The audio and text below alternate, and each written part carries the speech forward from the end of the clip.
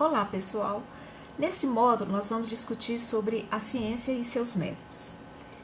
O objetivo é vocês compreenderem qual é a especificidade desse tipo de conhecimento e saber identificar alguns métodos utilizados nas pesquisas científicas. Quando a gente está falando da ciência, a gente vai entender um tipo de conhecimento.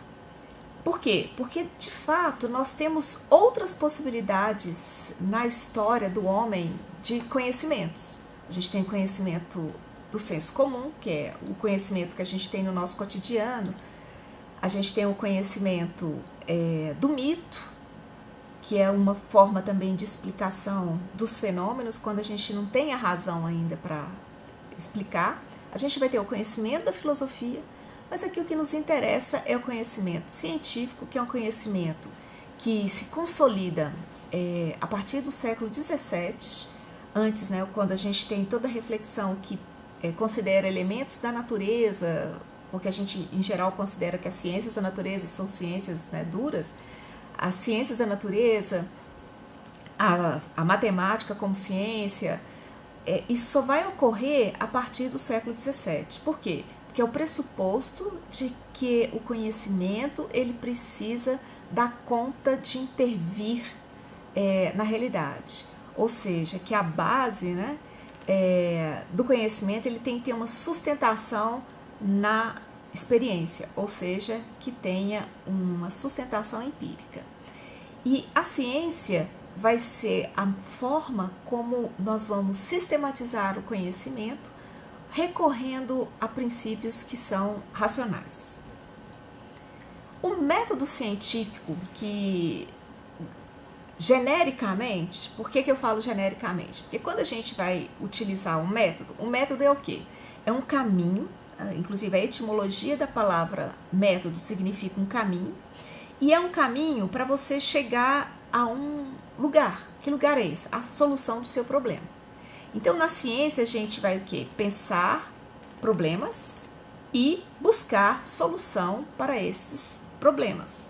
Bem, no método científico, como os problemas eles são diversos e de áreas diversas, a gente não pode generalizar que existe um método que seja o método aplicado a qualquer tipo de objeto.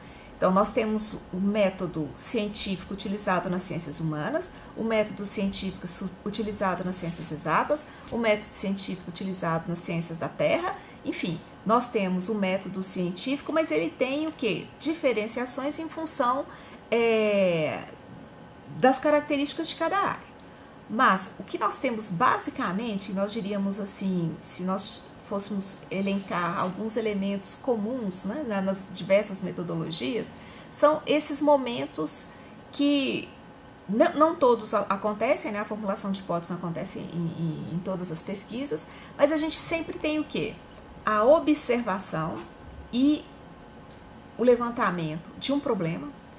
Lembrando que para a gente definir um problema científico, nós precisamos de teoria, é a teoria que nos adestra a identificar na realidade problemas a serem investigados. O problema formulado, a gente pode estabelecer hipóteses de solução. No caso das ciências exatas, isso ocorre frequentemente. Nós temos o quê? A fase posterior que tem um problema, a gente estabelece possibilidades de solução para esse problema e a gente faz o quê? A gente faz testes, análises, interpretações, tentando verificar se as nossas hipóteses elas se confirmam, ou elas são negadas, ou se elas precisam ser ajustadas. Então, basicamente, é esse o procedimento, sendo o ponto fundamental a determinação de um problema de pesquisa. No módulo posterior, nós vamos discutir tentar especificar a natureza de um problema de ciência, que é diferente de um problema de cotidiano. Enfim, nós vamos tratar disso depois. Quando nós vamos fazer a pesquisa científica, nós utilizaremos o quê? De metodologia científica e de pressupostos científicos. O que garante a legitimidade na comunidade científica, entre os pares, entre os alunos, entre os professores, entre os pesquisadores, é a utilização do método científico. Então, imagina que se alguém faz algum experimento e publica né, os resultados desse experimento num artigo científico, a comunidade científica tem como avaliar se aquilo está correto. Por quê? Porque no artigo tem que ser apresentado qual foi a metodologia utilizada e se alguém fizer o passo a passo daquela metodologia, vai chegar aos mesmos resultados. Então ele vai ter essa comprovação. Há uma longa discussão, né, sobre que o importante na ciência, de fato, você mostrar quando não dá certo, né, o princípio da falsificabilidade, mas a gente não vai discutir isso aqui, não. Bom, quando a gente vai fazer pesquisa, a gente pode classificar a pesquisa de várias maneiras e de vários pontos de vista que estão presentes nas pesquisas. Então, quando vocês forem elaborar uma pesquisa, vocês verão que ela estará sendo formatada dentro de cada uma dessas classificações aqui. Em relação à área do conhecimento, em relação à natureza dos dados, em relação à finalidade, os objetivos, métodos de abordagem e métodos de procedimento. Áreas de conhecimento. Vou pegar aqui as áreas de conhecimento de uma agência nacional, que é o CNPq, que vai estabelecer 7 áreas. Ciências exatas da Terra, ciências biológicas, engenharia, ciências de saúde, ciências agrárias, ciências sociais aplicadas e ciências humanas. Então, em geral, a gente faz uma pesquisa dentro de uma área do conhecimento. Aí, a pesquisa que nós vamos fazer, a gente vai buscar que tipo de dado? Dados bibliográficos? Aí a gente vai fazer uma pesquisa, nós veremos depois, né, que essa é uma metodologia, mas como a gente usa dados que são bibliográficos, a operação que a gente faz com eles é de natureza qualitativa, porque a gente não vai ter condição de quantificar dados conceituais para que eles sejam exclusivamente, né, quantitativos. Mas se a gente fizer uma pesquisa que os dados são numéricos, ou que a gente envolva estatística, ou que a gente faça quantificação, aí a nossa pesquisa vai ser quantitativa. Então, em geral, a gente o quê? Escolheu uma área, definiu que tipo de pesquisa que a gente vai fazer em relação aos dados. Vou usar dados numéricos ou vou usar dados qualitativos? Quanto à finalidade, eu faço uma pesquisa que ela vai redundar na aplicação desse conhecimento para otimizar um processo, para transformar algum fenômeno, ou eu faço uma pesquisa que ela vai alterar o nível do conhecimento sobre determinado assunto. Então, em geral, por exemplo, nas áreas de química, física, matemática, você tem pesquisa básica. E a gente vai ter, por exemplo, nas engenharias, na psicologia, pesquisa aplicada.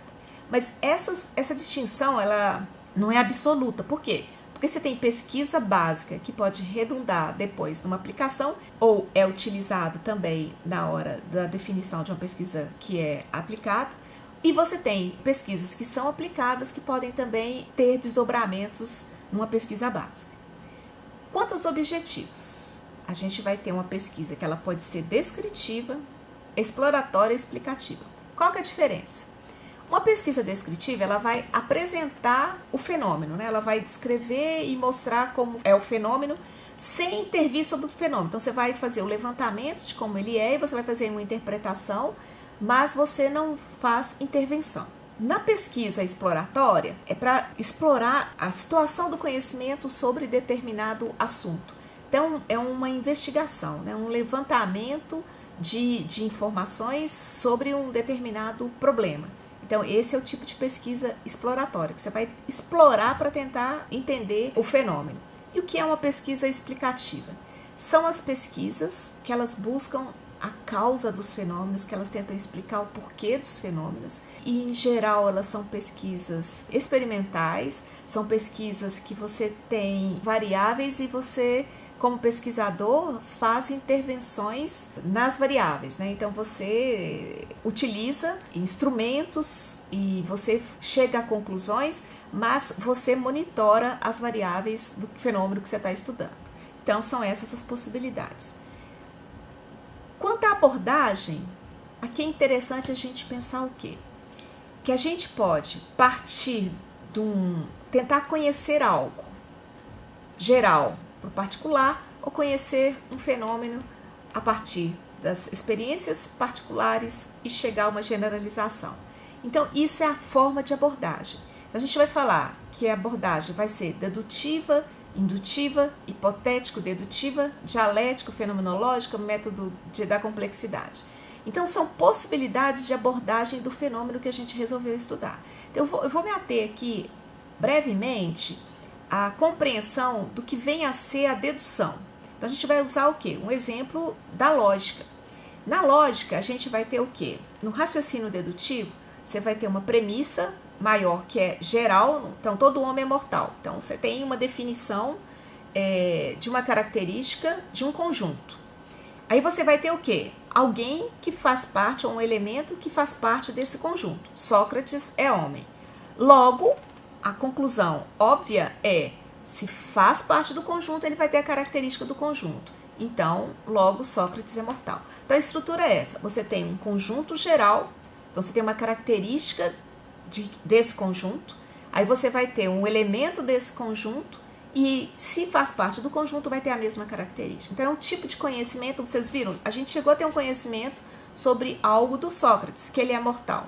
Mas nós vimos o quê? Que é uma informação que ela já está pressuposta, ela não traz uma grande novidade, você falar que um homem, ele é mortal. Uma outra possibilidade da gente ter conhecimento é observando fenômenos particulares. E o que a gente observa? A gente observa fenômenos particulares e identifica algo que é comum a eles. E aí a gente dá um salto e fala que todos os fenômenos semelhantes, eles vão ter a mesma característica. A diferença aqui é que a gente parte de coisas particulares, como no caso aqui a gente vai pegar 3 metais diferentes, não é? Então a gente vai observar o quê? Que o ferro é metal e ele tem como característica conduzir eletricidade. O ouro é metal, também conduz eletricidade. O cobre é metal, também conduz eletricidade. Só que eu experimentei todos os metais e verifiquei que eles conduzem eletricidade? Não. Eu observei 3 e generalizei. Os metais conduzem eletricidade. As novidades da ciência vêm, principalmente das ciências exatas, desse procedimento indutivo, que é esse salto, né, de você observar alguns fenômenos e fazer generalizações. E também a transformação do conhecimento se dá dessa forma. Por quê? Porque vão aparecendo novos experimentos que negam, às vezes, esses experimentos iniciais, vão aparecendo tecnologias que permitem que sejam questionados essas considerações iniciais. Então, a movimentação, né, da riqueza do conhecimento, da superação e das inovações, elas surgem nessa busca de novos experimentos e de novos testes, né, enfim, da empiria ser sempre avaliada. Na área das ciências humanas, a gente usa, principalmente a título de exemplo, outros procedimentos de abordagem, que é o dialético, fenomenológico, método da complexidade. E a gente tem ainda o hipotético dedutivo, que é uma junção, não é, dessas duas possibilidades anteriores que eu tratei aqui, do dedutivo e indutivo.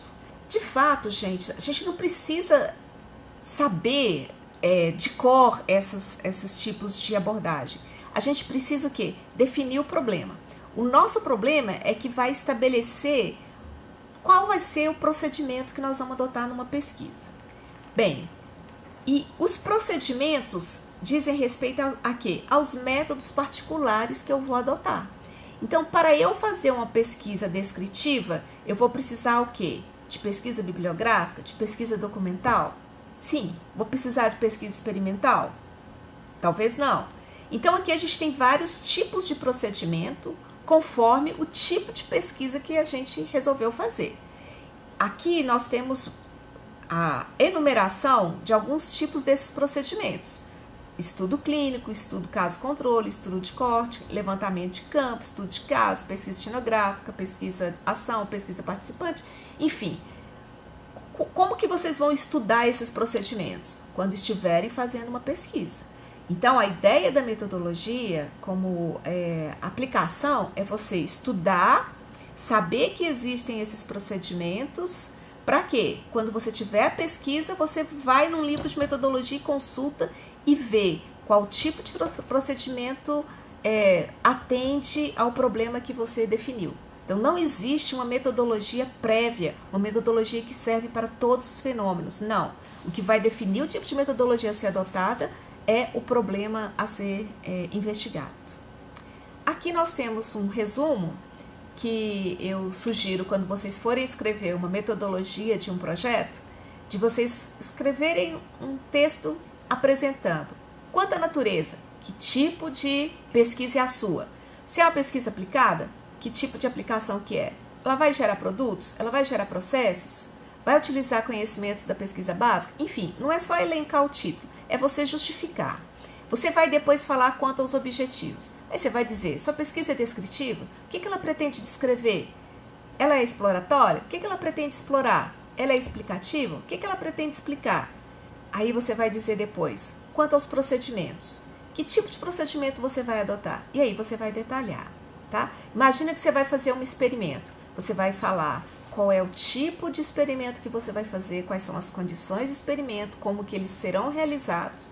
Imagina que você vai fazer uma pesquisa de campo num aglomerado. Você vai definir qual é a sua população, você vai falar dentro do aglomerado, qual é a amostra que você vai tratar, o que você vai investigar em relação a essa amostra, enfim. O seu problema, tá vendo? Ele vai ser o motor da definição da sua metodologia, que é fundamental para a gente pensar pesquisa.